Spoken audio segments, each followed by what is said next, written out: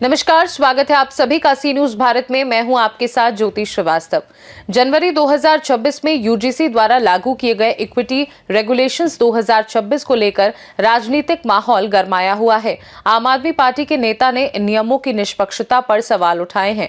आम आदमी पार्टी नेता अमित कुमार ने बताया, विभाजनकारी विश्वविद्यालय अनुदान आयोग यानी यूजीसी के नए नियमों को लेकर देश भर में घमासान मचा है।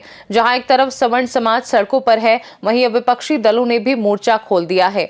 आम आदमी पार्टी के नेता अमित कुमार ने यूजीसी के इस नए कदम पर बड़ा बयान देते हुए इसे केंद्र सरकार की एक सियासी चाल करार दिया है। यूजीसी द्वारा हाल ही में अधिसूचित उच्च शिक्षण संस्थानों में समानता को बढ़ावा देने के नियम 2026 अब विवादों के केंद्र में है। आम आदमी पार्टी के नेता अमित कुमार ने आरोप लगाया है कि ये नियम परिसरों में सौहार्द बढ़ाने के बजाय छात्रों के बीच और अधिक विभाजन पैदा करेंगे। वहीं अमित कुमार ने हमारे जमुआ संवाददाता आशीष भदानी के साथ खास बातचीत में क्या कुछ कहा है, देखिए। नमस्कार, मैं आशीष भदानी। आज कल एक मामला काफी जोरों से है, वो है यूजीसी का। और जिस प्रकार से भारत के स्वर्ण जातियां इसके ऊपर मुखरता से अपनी बातों को रख रहे हैं, विरोध कर रहे हैं, जगह जगह चर्चाएं आम सी हो गई, व्याप्त है। इसी कड़ी में मैं बात करूं तो हमारे साथ झारखंड के छात्र नेता अमित कुमार जी है। मैं उनसे जानने का प्रयास करता हूं कि यूजीसी में इनका क्या कुछ राय है। सबसे पहले चलते रहेंगे थोड़ा सा। सबसे पहले सी न्यूज के तमाम दर्शकों को बहुत बहुत धन्यवाद, और विशेष धन्यवाद आशीष भाई आपका कि आपने इस महत्वपूर्ण गाइडलाइन पे हमारा राय जानने का प्रयास किया। देखिए, जो यूजीसी जो मामला है, यूजीसी जो गाइडलाइन है, जिसको अभी वर्तमान में केंद्र सरकार के द्वारा और यूजीसी के द्वारा एक थोपने का काम किया गया है विश्वविद्यालय में, ये इसका समर्थन और विरोध को अलग रखते हुए मैं अपनी बात इस प्रकार से रखना चाहता हूं कि मोदी सरकार आज 2014 के बाद लगातार अपने वादे से मुकरती रही है।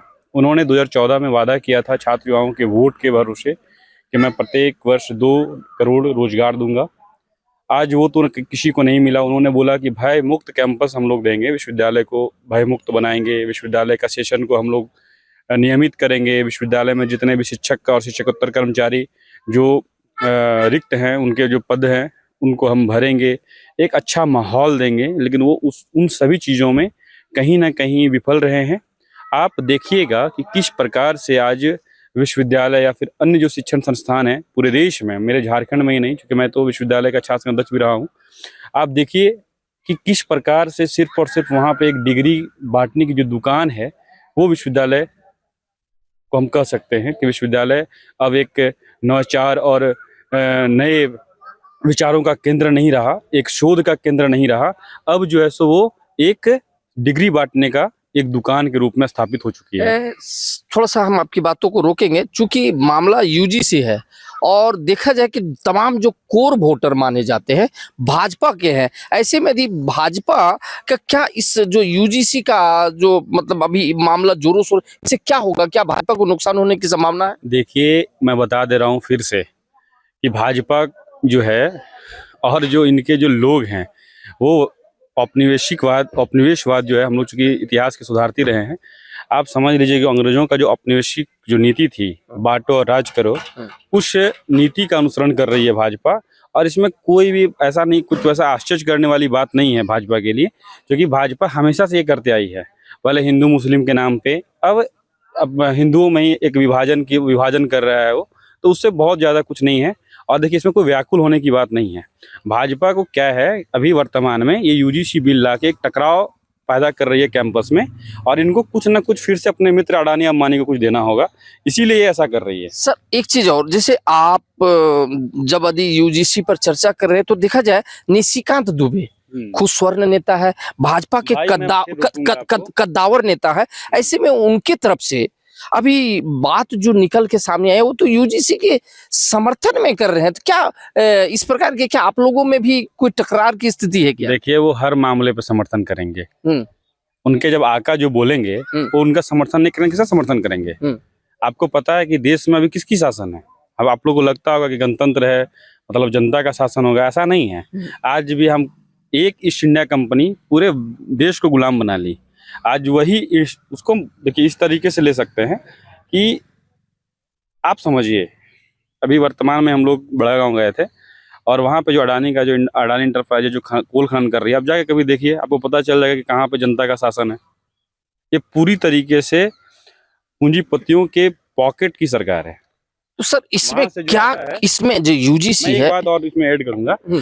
देखिए, जैसे कोई कंपनी है तो कंपनी में जो चेयरमैन या फिर डायरेक्टर का जो आदेश होता है, उसी को निचले जो पायदान पे जो लोग अधिकारी हैं या फिर जो कर्मी हैं, वो उसको फुलफिल करते हैं, उसको बोलते हैं। मैं दावे के साथ कह सकता हूँ, किसी भी भाजपा का विधायक और सांसद का ये औकात नहीं है कि किसी भी बिल का, ये तो छोड़िए, किसी भी बिल नहीं नहीं नहीं नहीं नहीं, मैं रोकूंगा। देखा जाए तो उत्तर प्रदेश में कई भाजपा के विधायक, स्वर्ण नेता इस मामले में इस्तीफा भी दिए हैं ऐसे। अच्छा, मैं बताइए, आप कौन निर्वाचित विधायक इस्तीफा दे दिया, आप बता दीजिए, हमको आंकड़ा दिखा दीजिए। अरे जो हारा हुआ वो तो इस्तीफा दे रहा है, उससे क्या फर्क पड़ता है? नहीं, मजिस्ट्रेट भी दिए हुए हैं। अरे हाँ, उनका देखिए, मैं उस मामले पे जाना ही नहीं चाहता हूँ। हाँ। मैं आपको क्या बोला कि मैंने यूजीसी के समर्थन और विरोध की बात मैं नहीं कर रहा हूँ। मैं यूजीसी का समर्थन करता हूँ या विरोध करता हूँ, ये बात से अलग मैं अपनी बात रख रहा हूँ। ये एक बात सर, ये जो मामला है, ये सिर्फ और सिर्फ अपनी कुर्सी बचाने की लड़ाई है। एक बात सर बार बार छन के निकल रही है मीडिया के माध्यम से, आपके ही कई साथियों के माध्यम से, कि 10% जब आप लोगों को रिजर्वेशन दी गई ईडब्ल्यूएस के माध्यम से, तब तो आप लोगों का बड़ा खुशहाली था। अब इस प्रकार से एकाएक विरोध की अपनी बात को मेरे मुंह से क्यों बुलवाना चाहते हैं? आपको पता है आशीष भाई कि मेरे नाम में क्या है? मेरा नाम में अमित कुमार है। मैं मेरे फेसबुक वाल पे चल जाइए, आप ट्विटर पे चल जाइए, मैं अमित कुमार भारतीय लिखता हूँ। मैं सबसे पहले एक भारतीय हूँ। ये काम भाजपा की है, बांटो और राज करो, ये काम मेरा नहीं है। मैं बांटने के पे विश्वास नहीं करता हूँ, ना हमारी पार्टी भी विश्वास करती है उस मामले में। अंतिम मैं कहूंगा, इसके कुछ साइड इफेक्ट बता दीजिए, यदि आप बार बार है, काफी साइड इफेक्ट है। एक साइड इफेक्ट नहीं है। कैंपस में अराजक तरीके से देखिए, अभी एक वर्ग कोई समर्थन में है उसका, एक वर्ग उसके विरोध में है। अब जो समर्थन में और विरोध में है, देखिए छात्र क्या होता है, छात्र कोई जाति नहीं है। छात्र को आप जाति के रूप में उसको विभाजित मत करिए। छात्र एक खुद में जाति है। छात्र एक अपना ही वर्ग है, छात्र एक अपना संप्रदाय है उसका। क्या हम और आप क्या जात हैं? एक टेबल पे जब बैठेंगे, एक डेस्क पे जब बैठेंगे, तो क्या ये हम पूछेंगे आपको क्या कि आप कौन से जात है? सरकार चाहती है कि आप पूछिए, आप विभेद करिए और आपस में लड़िए और हमें अपनी कुर्सी पे मतलब बैठाए रखिए। जो मुद्दा है, जो असल मुद्दा है रोजगार का, जो स्वास्थ्य का, जो शिक्षा का, आप रोजगार नहीं दे पाए, आप स्वास्थ्य की जो बेहतर सुविधाएं उसको आप नहीं दे पाए, और भी जो सुविधाएं वो आप नहीं दे पा रहे हैं, तो आप जो है सो इस मुद्दे को डाइवर्ट कर रहे हैं। छात्रों में और वर्तमान की सरकार में कितनी टकरार होने की संभावना है? देखिए, टकरार तो होनी ही चाहिए। आप याद करिए, भारत के बहुत सारे प्रधानमंत्री हुए, चंद्रशेखर जी हुए, और भी लोग हुए। आप टकरार तो होनी ही चाहिए। क्यों नहीं होगा टकरार?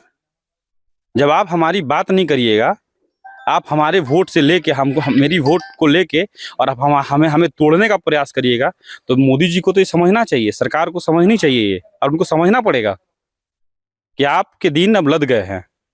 आप अगर ऐसा करेंगे तो आपके दिन लद गए हैं। आप अभी भी अपने आप में सुधार करिए।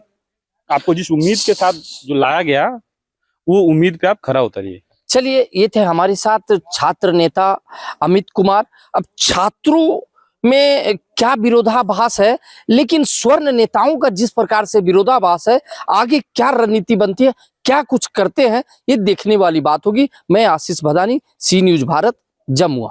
यूजीसी के नए नियमों पर सियासत और विरोध तेज है। सवाल यह है कि क्या ये नियम वाकई समानता लाएंगे या विवाद और बढ़ाएंगे। खास रिपोर्ट में फिलहाल के लिए इतना ही। देश दुनिया की बाकी खबरों को जानने के लिए आप देखते रहिए सी न्यूज भारत।